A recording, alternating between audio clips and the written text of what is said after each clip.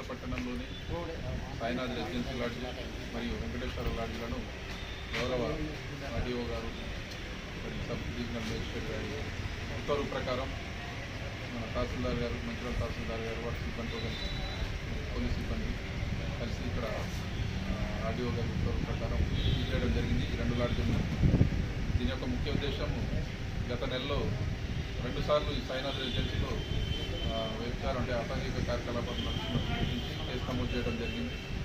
ప్రస్తుతం ఈ Sainath residency lodge ఉన్నది ఎవరైతే ఉన్నారో ఇప్పుడు ఆయన పరాలో ఉన్నారు. అదేవిధంగా అంతకుముందు కూడా ఒకసారి కేసు నమోదు చేసి అరెస్ట్ చేయడం జరిగింది. ఆయన వెంకటేశ్వర లాడ్జీ ఓనర్ ఏదైతే ఉందో వాళ్ళని కూడా అక్కడ విషయంలో పట్టుకొని అక్కడ కూడా కేసు నమోదు చేయడం జరిగింది. ఆ లాడ్జీ ఓనర్ని కూడా అరెస్ట్ చేయడం జరిగింది.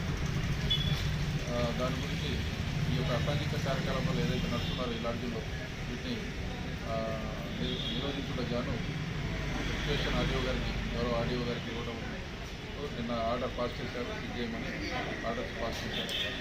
ప్రతి ఆర్డర్ ప్రకారం ఆర్డీఓ గారు, గౌరవ ఆర్డీఓ గారి ఆర్డర్ ప్రకారం ఈరోజు తహసీల్దార్ గారు సిబ్బందితో కలిసి 2 లాడ్జీలని పట్టణంలోని 2 లాడ్జీలని సీజ్ చేయడం జరిగింది. అదేవిధంగా ఇకపై ఎవరైనా మంచిర్యాల పట్టణంలో లాడ్జీల్లో కానీ లేదంటే ప్రైవేట్ హౌజుల్లో కానీ ఎవరైనా అసాంఘిక కార్యకలాపాలు కొనసాగిస్తే వారిపై కూడా కేసు నమోదు చేసి కఠిన చర్యలు తీసుకోవడమే కాక వారి ఏదైతే హౌస్ కానీ ఏదైనా లాడ్జీలు ఉంటే వాటిని కూడా సీజ్ చేయడం జరుగుతుంది. కాబట్టి ఎవరు కూడా ఇలాంటి అసాంఘిక కార్యకలాపాలను కొనసాగించవద్దని సూచిస్తున్నారు.